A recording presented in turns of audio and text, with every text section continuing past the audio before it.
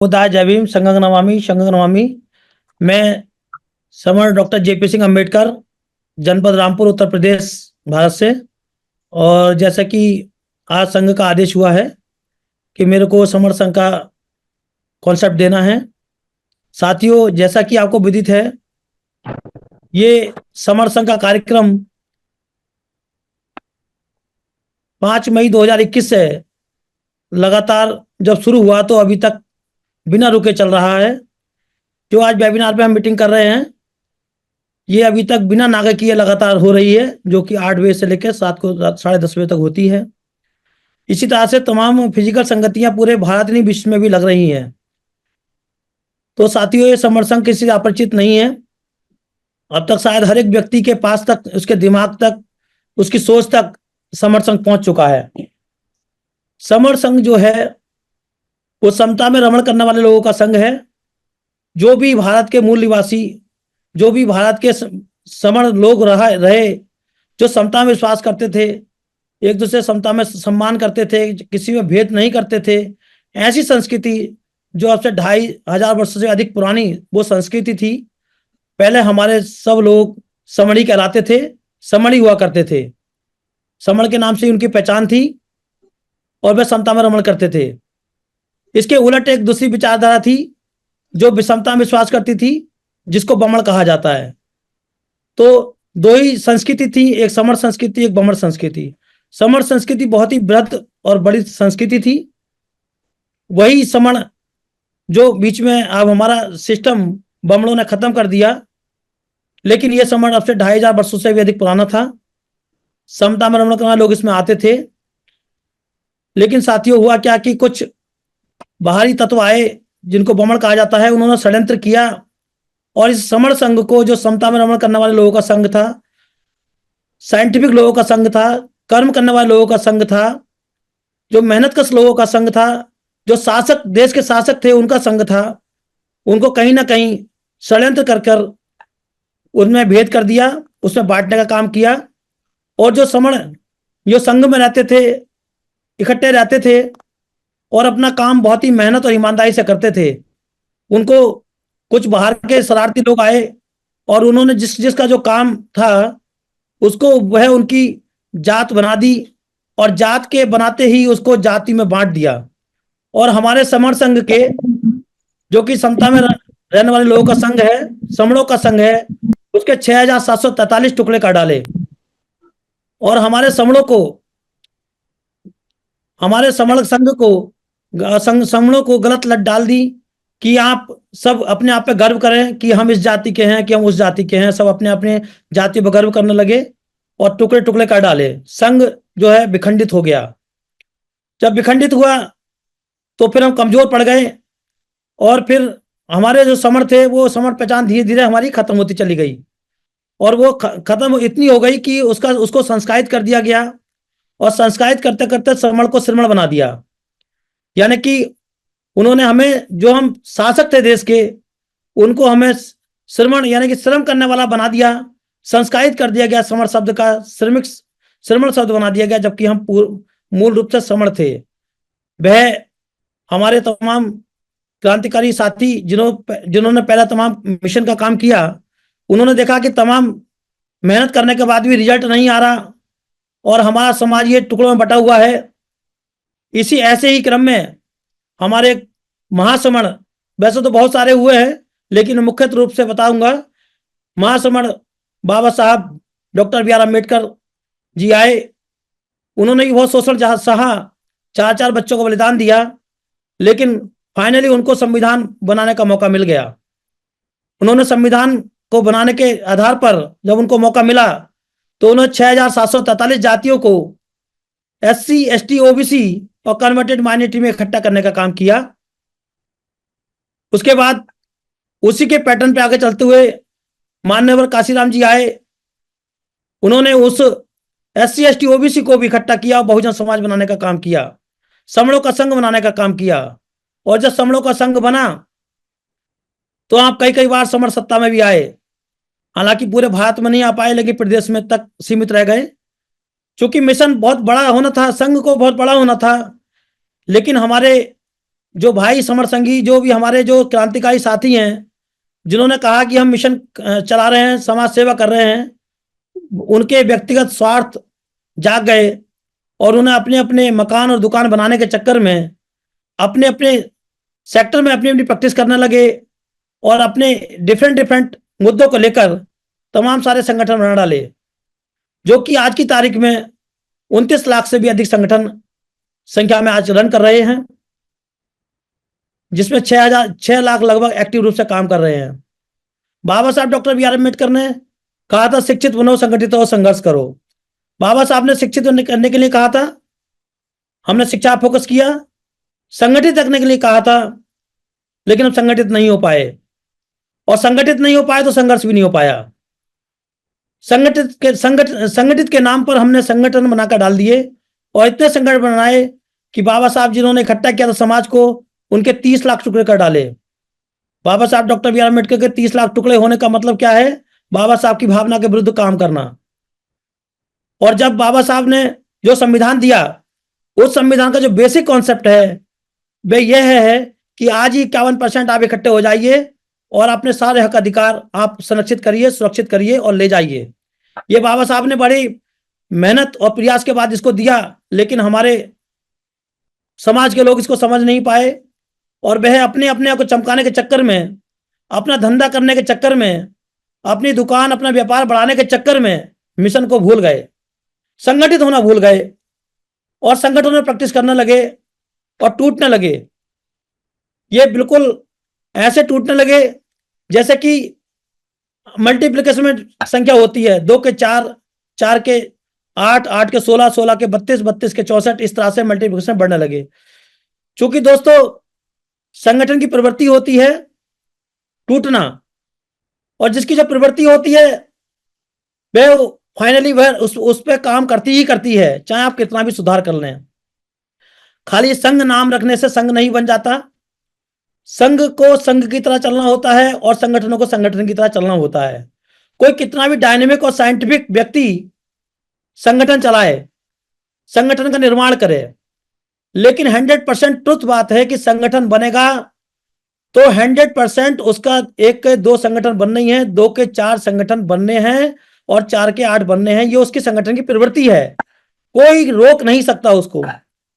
उसके पीछे बहुत सारे लॉजिक है दोस्तों। संगठन जिसमें टन टन की आवाज आती है, क्यों आती है?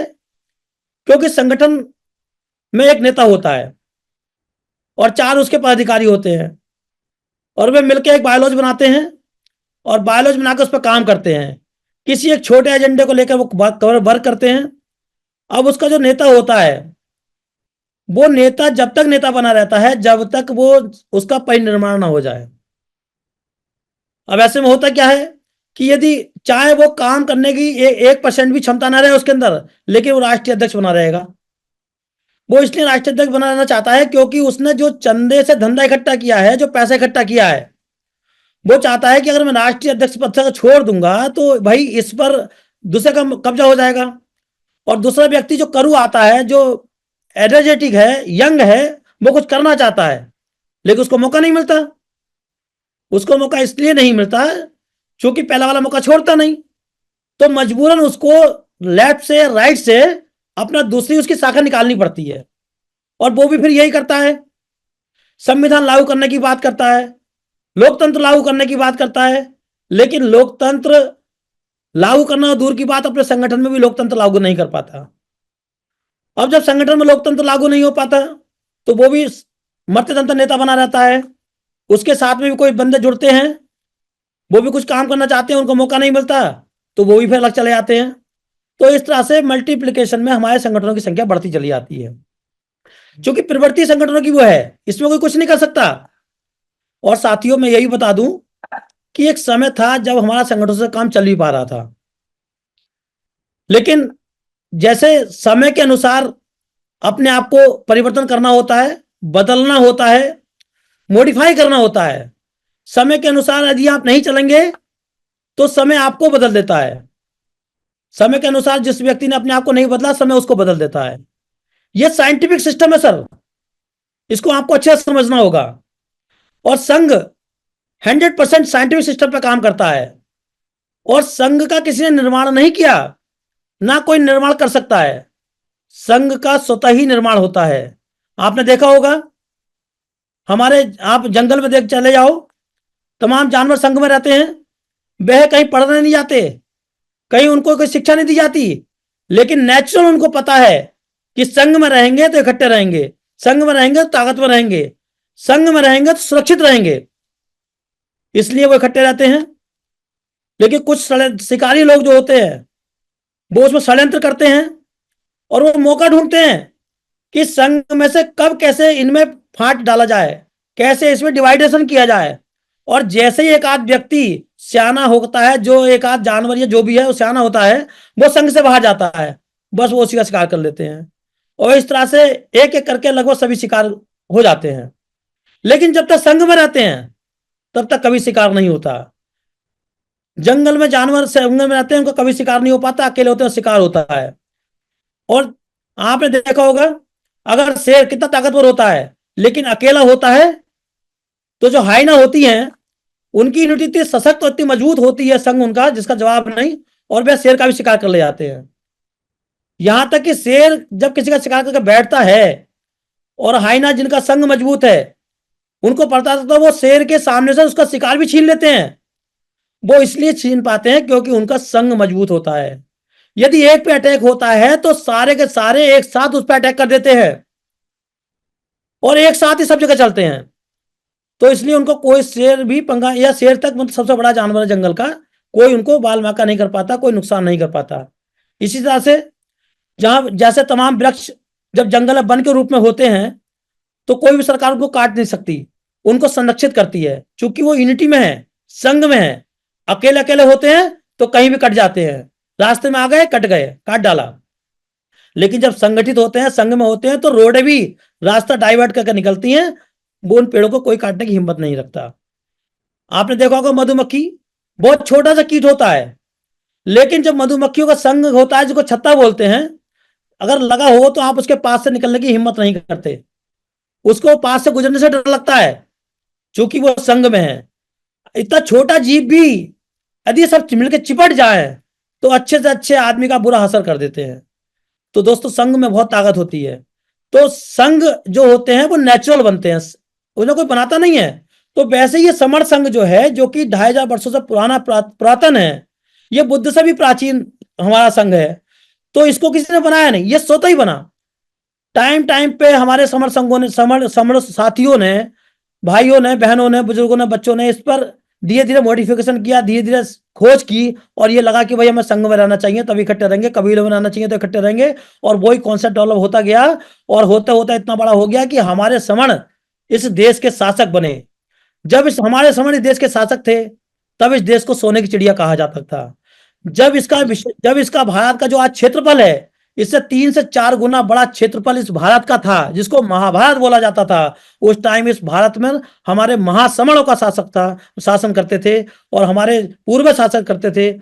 उस टाइम का समय, लेकिन वक्त के रहते कोई ऐसी घटनाएं घटी कि वो खत्म हो गया, और आज स्थिति ये हो गई कि हम उनके जो संस्कारित उन्होंने हमको कर दिया, हमको श्रवण से श्रमण बना दिया, श्रम करने वाला बना दिया, और टुकड़ों में तोड़ दिया। पहले जाति में तोड़ा, फिर हमारे उस सिस्टम में आकर हमको संगठनों में बंटवा दिया, और हमारे तमाम साथी संगठन में प्रैक्टिस करने लगे अलग अलग। किसी ने ईवीएम बचाओ के नाम पर, किसी ने जाति बचाओ के नाम पर, किसी ने संगठन बचाओ के नाम पर, शिक्षा बचाओ के नाम पर, रोजगार के नाम पर, तमाम एजेंडों को लेकर तमाम संगठन बना ले।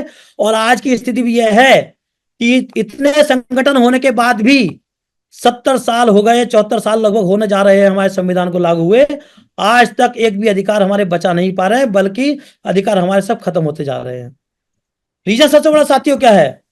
क्योंकि हमारे जो साथी हैं वो आज भी वो अपने समणों के हक अधिकार के लिए नहीं लड़ाई करते। आज भी उनको ये नहीं मानो कि समणों का सुरक्षित हक अधिकार सुरक्षित कैसे करने हैं। बस उनका एक सूत्रीय कार्यक्रम है, हमारा संगठन कैसे चमके, हम कैसे चमके, हमारे बच्चों का भविष्य कैसे सुरक्षित हो, हमारे बच्चे आगे कैसे बढ़े, सारे पद हमारे घर में आ जाएं, सारा पैसा हमारे घर में आ जाए, सारे समणों से पैसा इकट्ठा करो और अपने घर में ले जाओ। ये धारणा संगठनों की चल रही है, जिस कारण आज भी एक भी सफल नहीं हो पाया। लेकिन साथियों, थोड़ा बहुत कंट्रीब्यूशन तो हमेशा रहता है, संगठनों का भी रहा, थोड़ी क्रांति तो रही, लेकिन आप ये बात जान लीजिए कि आज वर्तमान में ऐसे संगठनों से काम चलने वाला नहीं है। वैसे ही नहीं चलने वाला दोस्तों, जैसे कि आपने देखा हमारे पूर्वज कभी पैदल चला करते थे, लंबी लंबी यात्रा सारी पैदल से करा करते थे, लेकिन फिर बैलगाड़ी आई तो बैलगाड़ी से करने लगे। उसके बाद अब गाड़ी आ गई जो 150-200 किलोमीटर स्पीड से गाड़ी चलती है, उससे करने लगे। मतलब समय के अनुसार उन्होंने अपने संसाधनों को बदला। पहले बैलगाड़ी से चले, आज फोर व्हीलर से चल रहे हैं, मोटर गाड़ी से चल रहे हैं, 200 की किलोमीटर स्पीड से चल रहे हैं। आने वाले टाइम में 2000 किलोमीटर प्रति घंटे की रफ्तार से चलने वाली हाइपर लून से भी चलेंगे हमारे समर साथी। तो साथियों, समय और इतिहास गवाह है कि समय के अनुसार हमने अपने आप को बदला है, मॉडिफाई किया है, और समय के अनुसार अपने आप को एडवांस किया है, और वो करना ही पड़ता है। यदि हमारे आज साथी अगर बैलगाड़ी चले तो क्या इस ग्लोबलाइजेशन के टाइम में वो क्या ग्लोबल लेवल पर अपने आप को कहीं स्टैंड कर पाएंगे? वो अपने ग्लोबल पे अपने अधिकार को सुरक्षित कर पाएंगे? कभी नहीं कर सकते। तो वर्तमान के अनुसार हमको अपने आप को चलना पड़ेगा, अपने आप को सशक्त बनाना पड़ेगा, अपने आप को मजबूत बनाना पड़ेगा। तो आज आवश्यकता है, एक टाइम था जब हमारे पूर्वजों के पास ना अधिकार थे, ना शिक्षा थी, ना संघर्ष था, ना पैसा था, ना प्रॉपर्टी थी, और ना संपत्ति थी। आज हमारे पास बाबा साहब की बदौलत, महापुरुषों की बदौलत हमारे पास अधिकार हैं, संवैधानिक रूप में हमारे सब अधिकार हैं। आज जरूरत है हमें, हमारा संविधान कहता है 51% हो जाओ, सब अधिकार ले जाओ। तो आज जरूरत है इकट्ठा होने की, तो हमें इकट्ठा होने में बिल्कुल देर नहीं करना चाहिए। आज आज आज वर्तमान समय की मांग है, तो हमें अपने अहम और वहम को त्यागते हुए, अपने व्यक्तिगत स्वार्थों को त्यागते हुए, अपने देश हित में, स्वयं के हित में, अपने बच्चों के भविष्य के हित में, संविधान सुरक्षित करने के हित में हमको सोचना चाहिए। हमें इस चीज से बिल्कुल अपने आप को परे कर लेना चाहिए कि ये संघ उनका है कि उनका है। आप समर संघ के कॉन्सेप्ट को समझिए। समर संघ एक संघ की प्रवृत्ति ऐसी है कि इसका ना कोई मालिक हो सकता है, ना इसका कोई नेता हो सकता है, ना कोई अभिनेता हो सकता है। संघ जो है वो नेचुरल होता है, सबका होता है। जो व्यक्ति संघ में आ गया, जिस दिन से संघ में आ गया, उस दिन से संघ वो उसका हो जाता है, जबकि संगठन में ऐसा नहीं होता। संगठन चाहे 80 साल पुराना हो जाए, जिस व्यक्ति जो मालिक है वही उसका मालिक रहेगा, और वो जब उसका निर्माण हो जाएगा तब वो संगठन खत्म हो जाता है और उसकी जगह नया संगठन बनता है। तो साथियों, इस आपने वर्तमान में देखा तमाम बड़े बड़े संगठन थे जिनको माना जाता था कि इससे बड़ा कोई संगठन नहीं है, वह भी आज 12-12, 13-13 टुकड़ों में टूट गए हैं। वहां से बहुत अच्छा एग्जाम्पल आपके सामने है। तो दोस्तों, आप यदि सही में अपने समणों के प्रति, समणों के हक अधिकार के प्रति अगर संजीदा हैं, सचेत हैं, तो मेरी आपसे रिक्वेस्ट है, विनम्र निवेदन है कि आप संगठन को प्रैक्टिस कम बंद करते हुए समर संघ के कॉन्सेप्ट में आए, समर संघ के कॉन्सेप्ट को में काम करें, संघ में जुड़ें और साथियों को जोड़ें। क्योंकि जब तक हम सब काम नहीं करेंगे तब तक ये संघ विशाल रूप धारण नहीं करेगा। और आज ही सारे साथी यदि इसमें सब आ जाएंगे तो 100% ये संघ विकराल रूप धारण कर लेगा। और आपको जिस दिन इकट्ठे हो गए उस दिन आपको अधिकार मांगने नहीं पड़ेंगे, अधिकार स्वतः ही मिलेंगे आपको। तो आज वर्तमान समय की मांग है, समय के अनुसार अपने आप को बदलना पड़ेगा।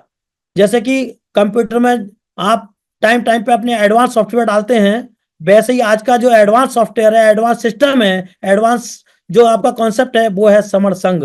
उसमें आपको काम करना पड़ेगा और तभी हम अपने मंजिल की ओर पा सकते हैं, अपने समणों के अधिकार सुरक्षित कर सकते हैं। अदरवाइज तो हम इस तरह भटकते रहेंगे, कहीं अपने एक दूसरे की टांग खींचते रहेंगे, या पैसा का धंधा करते रहेंगे, या हम व्यक्तिगत बात पैदा करते रहेंगे, उससे कुछ होने वाला नहीं है। आज हमें संघ में आना चाहिए। संघ का कॉन्सेप्ट बहुत ही शानदार है। मैं सूक्ष्म में आपको बता दूं, संघ संघ का कॉन्सेप्ट जो है, इसमें ना कोई, जैसे मैंने बताया कि नेचुरल है, ये स्वतः ही बना है।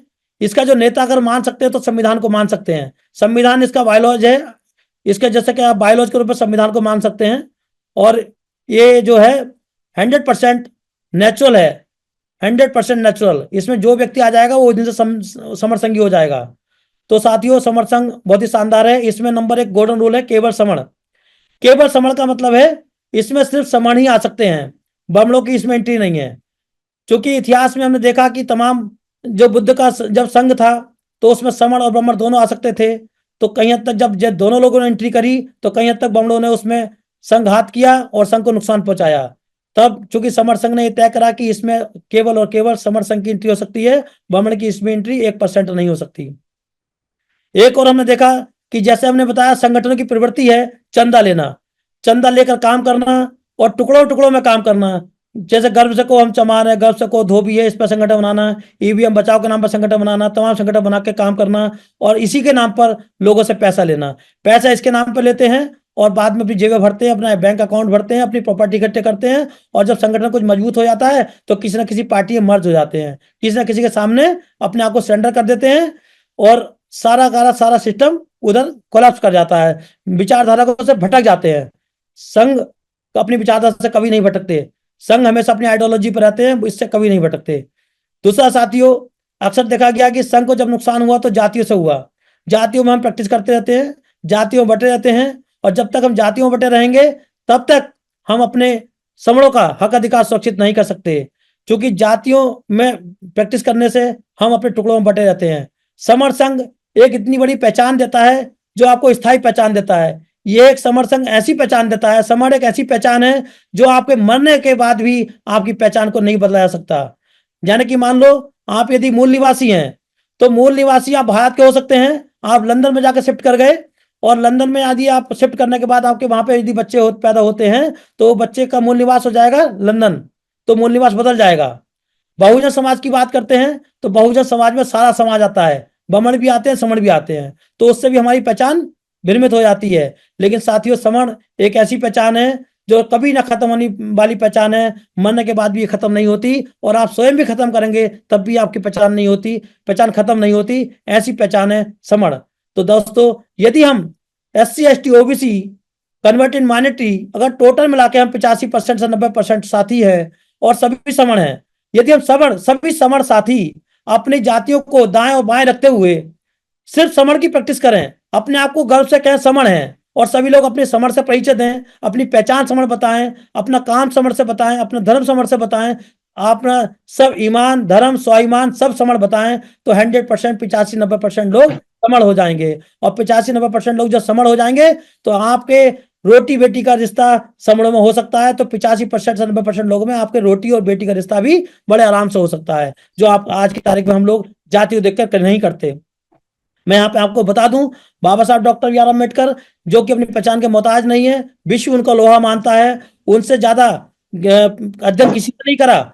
उस विद्वान ने अपने अथक प्रयास के बाद भी ये पाया कि जातियां उन्हें कहीं भी नहीं मिली, कहीं भी ऐसा नहीं मिला कि जाति का कोई कमेटी बनी या कोई अध्यक्ष रहा या जाति किस आधार पर छोटी और बड़ी करी गई, ऐसा कोई एविडेंस मिलता ही नहीं। उन्होंने माना कि जाति जो है सिर्फ मन का वहम है, ये जब तक आप जाति की प्रैक्टिस करते रहेंगे, जब तक जातियां आप चलन में रहेंगी और जितने आप जाति की प्रैक्टिस खत्म कर देंगे, जाति का आप बोलना बंद कर देंगे, उस दिन ही जाति स्वतः ही खत्म हो जाएगी। ये वैसे खत्म हो जाएगी कि मानो तो भगवान और ना मानो तो पत्थर।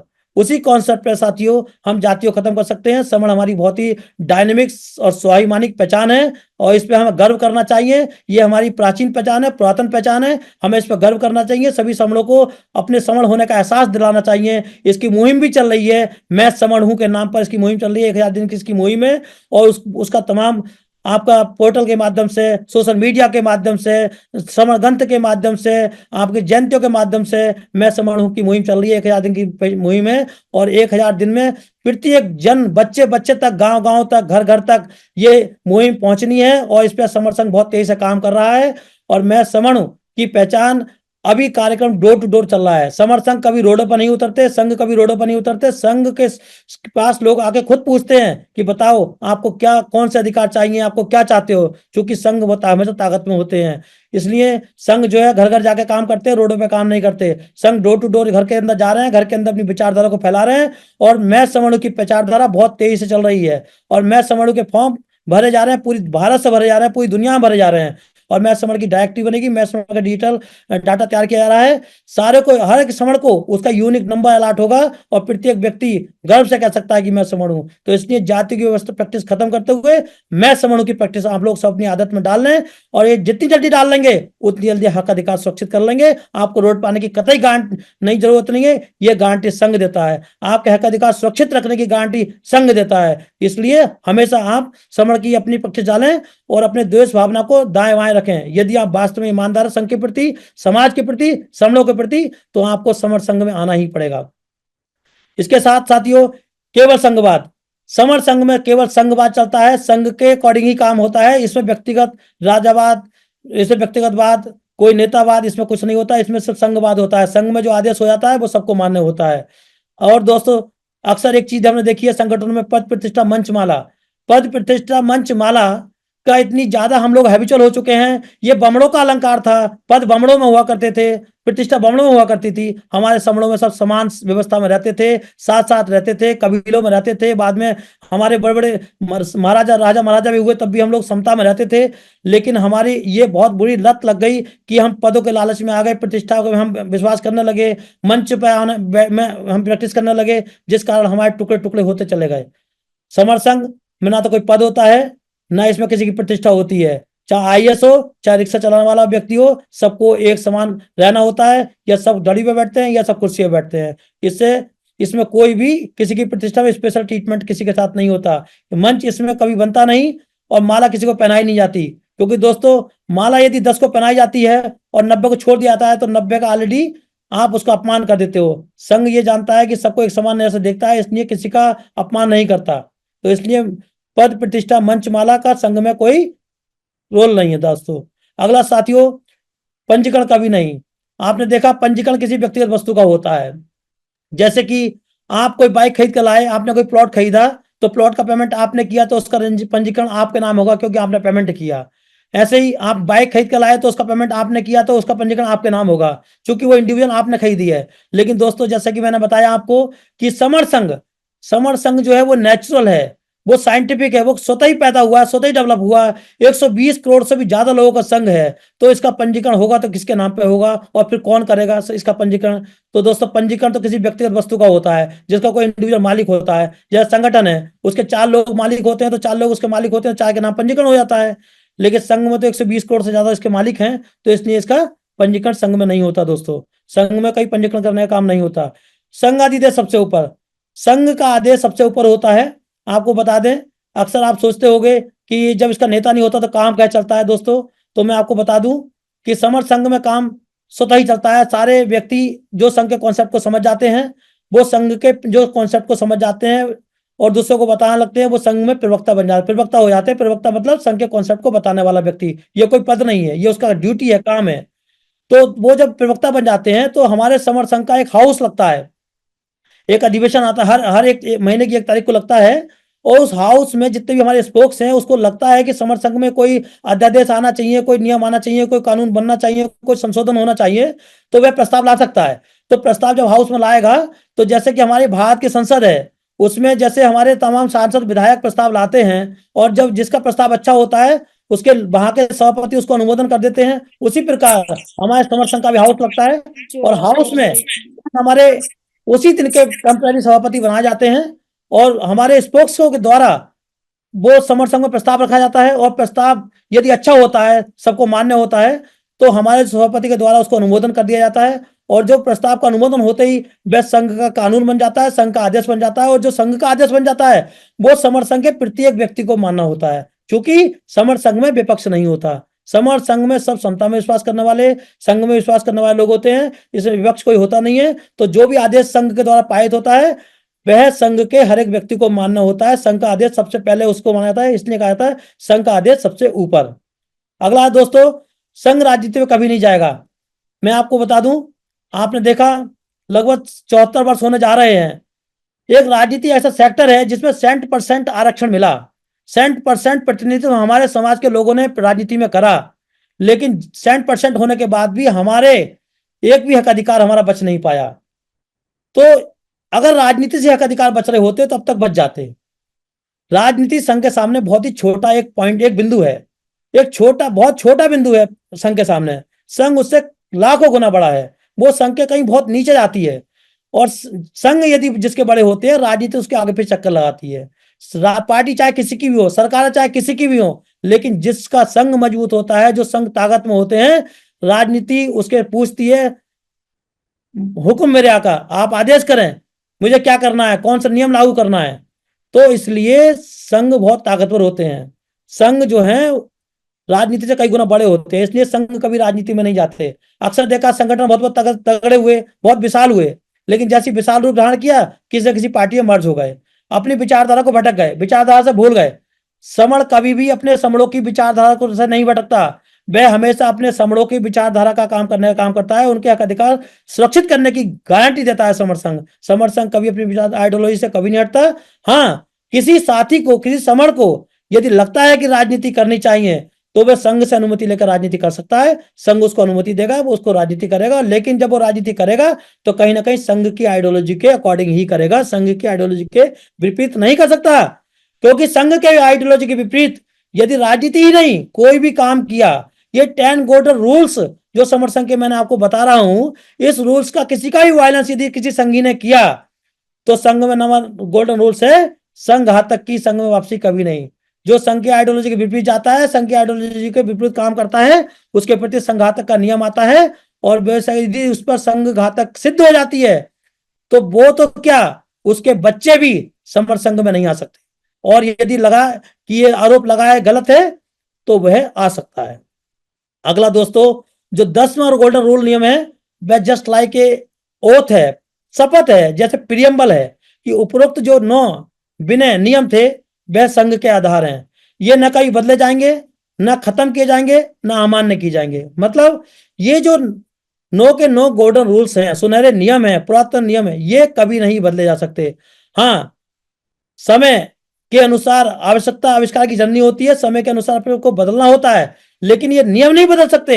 हाँ, ये अलग है कि भारतीय संविधान की तरह यदि लगता है कि आज आगे चल के कोई चीज इसमें आज और ऐड कर सकते हैं, तो ऐड करने के लिए हमेशा ऑप्शन खुले हैं, संघ में ऐड किया सकते हैं, लेकिन गोल्डन रूल्स को कभी भी खत्म नहीं किया जा सकता। ये 100% कांस्टेंट है दोस्तों। तो इसलिए मेरा ये कहना है कि समर संघ की प्रवृत्ति टुकड़े होने की नहीं है, बंटने की नहीं है, इकट्ठे होने की है। इसमें कोई व्यक्ति आ सकता है, हर कोई व्यक्ति समर संघ का मालिक खुद है। ये अक्सर लोग कहते हैं भाई समर संघ से हमें जोड़ दो। भाई साहब, जोड़ना क्या है? समर संघ के कॉन्सेप्ट को समझिए, समर संघ की मीटिंग ज्वाइन करिए। समर संघ की मीटिंग ऑनलाइन वेबिनार के माध्यम से भी होती है, समर संघ की मीटिंग फिजिकल होती है। प्रत्येक शनिवार को शनिवार बाहुल्य लगता है। प्रत्येक डिस्ट्रिक्ट में, पूरे भारत नहीं विश्व में, प्रत्येक डिस्ट्रिक्ट में शनिवार को एक संगति हर डिस्ट्रिक्ट में लगती है, और प्रत्येक संडे को स्टेट लेवल की संगति लगातार लगती है, और पूरे वर्ष की संगतियां ऑलरेडी एडवांस में घोषित होती हैं समर संघ की। ये पूरा एजेंडा ऑलरेडी बना होता है। और मैं आपको बता दूं दोस्तों, जैसे कि संगठन में लीडर की तरह, लीडर के बिना काम नहीं हो सकता, इस संघ में किसी को भी किसी का काम याद दिलाने की आवश्यकता नहीं होती। हर कोई समर संघी जो अपने आप को समर स्पोक्स घोषित कर चुका है, जो अपने आप को समर घोषित कर चुका है, एक्टिव समर, उसको खुद पता होता है कि मेरे को कब क्या करना है और क्या नहीं करना है। तो वह अपनी ड्यूटी के प्रति 100% ईमानदारी से काम करता है। इसलिए संघ को बिना किसी डायरेक्शन के स्वतः ही चलता है। जैसे कि सूरज को, पृथ्वी को कभी नहीं कहा जा सकता, कहते कि तुम भ्रमण करो, तुम चक्कर लगाओ, ऋतु आती हैं जाती हैं, किसी को नहीं कहा जाता, सब स्वतः ही होता है, साइंटिफिक होता है।